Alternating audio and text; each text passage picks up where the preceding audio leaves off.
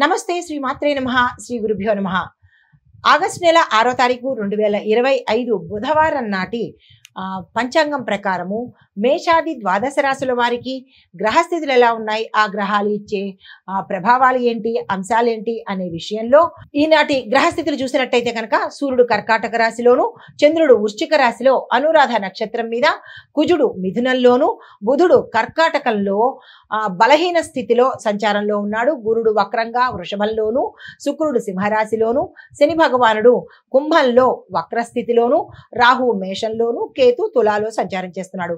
చంద్రుడు అనురాధ నక్షత్రం మీద ఉండడం వల్ల ఆత్మవిశ్వాసము, లోతైన ఆలోచన, మీకు శ్రమకు తగ్గిన ఫలితాలు ఈ రోజు బలంగా కనబడుతున్నాయి. ఇది అందరికీ ఉపయోగపడుతుంది. ఈ ప్రభావము మేషాది ద్వాదశ రాశుల వారికి, స్త్రీలకు, పురుషులకు అందరికీ కూడా వర్తింపజేస్తుంది. తదుపరి రాశి కర్కాటక రాశి. ఈ రాశి వారి యొక్క ఫలితాలు ఆర్థికంగా మీకు ఒక స్థిరత్వం అనేది ఏర్పడుతుంది, ఒక క్లారిటీ అనేది వస్తుంది, ఆదాయ మార్గాలు మెరుగవుతాయి, వాహన లాభం కూడా ఉండబోతోంది. చిన్న చిన్న మానసిక సంఘర్షణలు తప్పిస్తే, అది కూడా మీకై మీరు తెచ్చుకున్న సంఘర్షణలు తప్పిస్తే పెద్దగా అనారోగ్య సూచనలు అయితే కనిపించట్లేదు. బంధుమిత్రుల ద్వారా పాత సమస్యలకు మీకు ఒక పరిష్కారం వచ్చే అవకాశం కనబడుతోంది.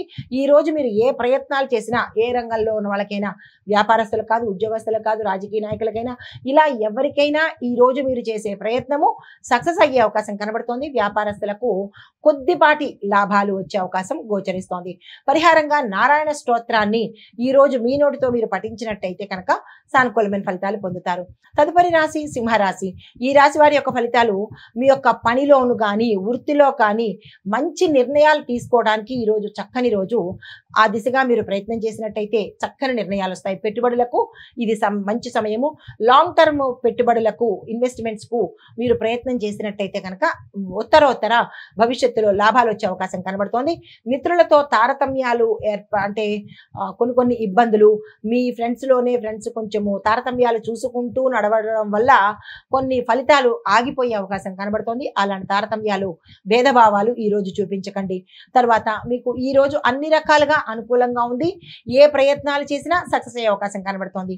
మీకు చెప్పదగిన పరిహారము ఈ రోజు గణపతి ఆలయ దర్శనం చేసుకుని, మీకేమైనా గ్రహరీత్యా ఇబ్బందులు ఉంటే కనుక అవి చెప్పుకుని స్వామి వారికి గరికమాలను సమర్పించినట్టయితే కనుక మంచి ఫలితాలు పొందుతారు.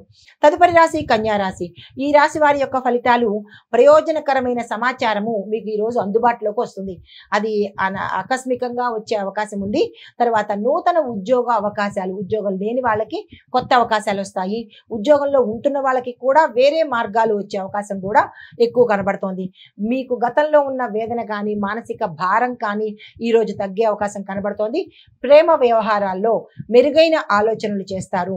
కుటుంబ పరంగా చూసుకున్నట్టయితే అన్ని రకాలుగా చక్కగా ఉంది. అనారోగ్య సూచనలు కూడా ఎక్కడా ఈ రోజు కనిపించడం లేదు. అయితే మీకు చెప్పదగిన పరిహారము ఈ రోజు ఆదిత్య హృదయాన్ని విన్నట్టయితే కనుక కొంత సానుకూలమైన ఫలితాలు పొందుతారు.